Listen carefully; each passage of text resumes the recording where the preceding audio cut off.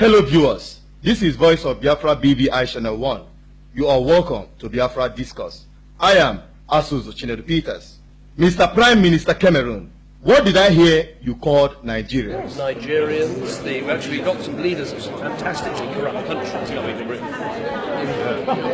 Nigeria and Afghanistan, possibly the two most corrupt countries. And to you, Mr. President, President Mohamed Buhari, what was your response to this? Mr. President, would you like to see an apology from the Prime Minister? No, not at all. Why not? Are you embarrassed by what he said? He wants his money back. Are you embarrassed by what he said? No, I'm not. Is Nigeria fantastically corrupt? Yes. I'm not going to demand any apology from anybody. You are also correct, Mr. President. You would have been a big fool to expect an apology from the British. Don't forget, the British created Nigeria. The British are the owners and creator of Nigerian colonial contraption. They simply gave their colonial enclave a befitting name it deserves. The fantastically corrupt Nigeria is the legacy of the fantastically evil British Empire.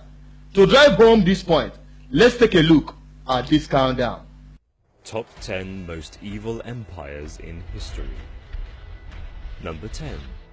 Imperial Japan, 1868 to 1945. Number 9. The Spanish Empire, 1492 to 1892. Number 8.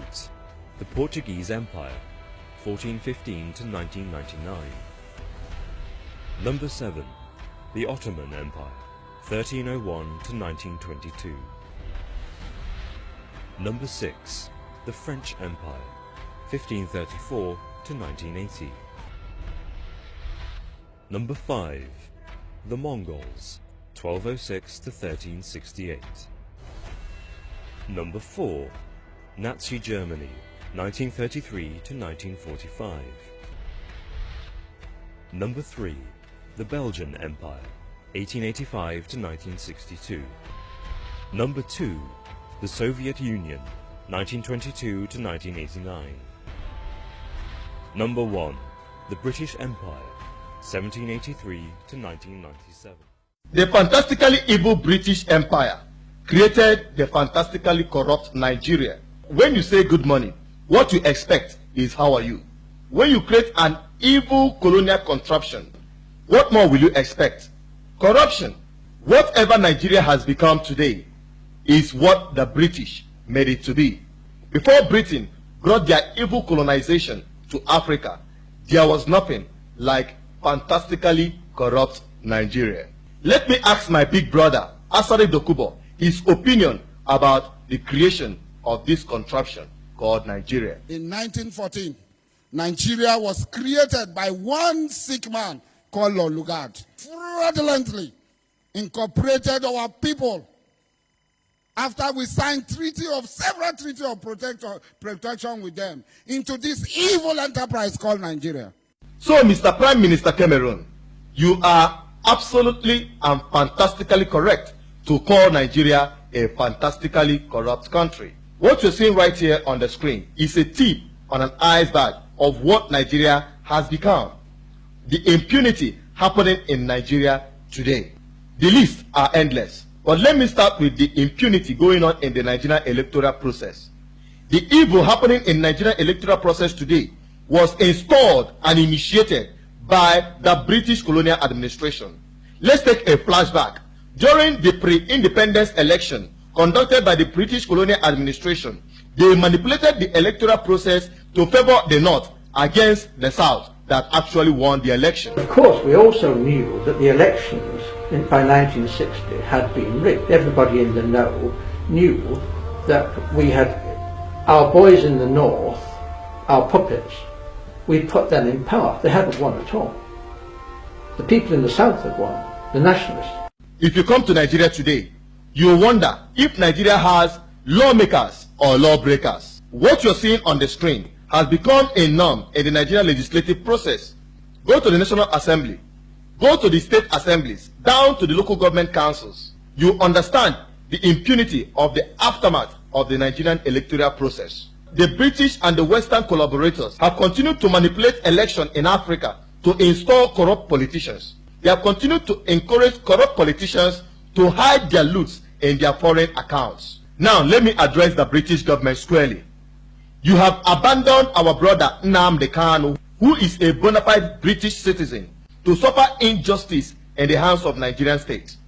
Because he is a Biafran, because he is agitating for the freedom of his people. You have gone deaf and dumb by refusing to speak out against the extrajudicial killings of peaceful, unarmed Biafran agitators. Start addressing the corruption and impunity in Nigeria by asking the Nigerian federal government to obey court orders and release Nnamdi Kanu, Ben Onwuka, and thousands of Biafran agitators that are being held in various prison confinements in Nigeria. Start by telling the Nigerian government to address the suit filed by the indigenous people of Biafra for self-determination that is still lying fallow and unattended by the Nigerian judicial process. They have continued to play down on this suit. The Nigerian government have continued to manipulate the judicial process. Before I proceed, my big brothers have something to add to this. At the moment, we are Biafrans by indigenous identity, even though we are Nigerians by citizenship, which was forced upon us. The first thing is that we were separate before the British came. You can see map of Africa. In 1707, there was no Nigeria there. You can see. There was no Nigeria there. But you can see Biafra. You can see that green. That is Biafra.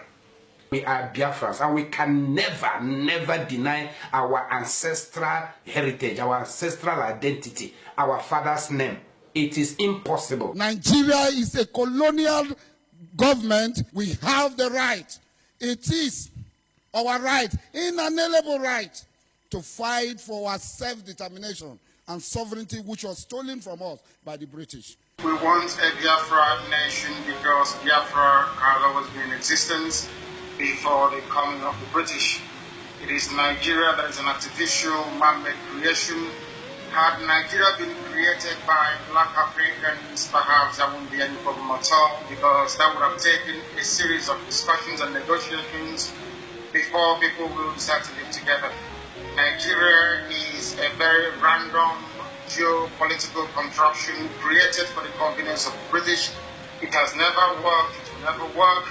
People are together who don't like each other, who don't like one another, and that is why there is so much pain and suffering.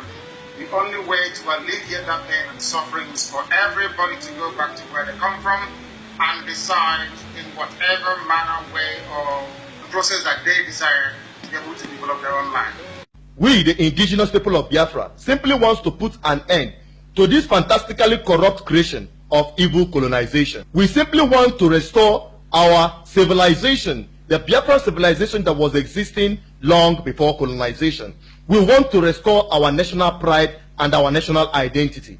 We are Biafran people. We are indigenous people of Biafra.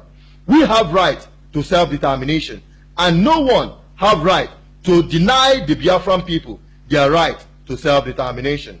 To get more video updates, please subscribe to our YouTube channel, like, share, and don't forget to drop your comments. Follow us on all our social media platforms, just like you are seeing right there on the screen. Join us on our Facebook group page at Biafra Boys International BBI Channel 1. Till I come your way next time, I still remain your humble servant, Asuzu Chinedu Peters, serving indigenous people of Biafra with humility and respect. Shalom.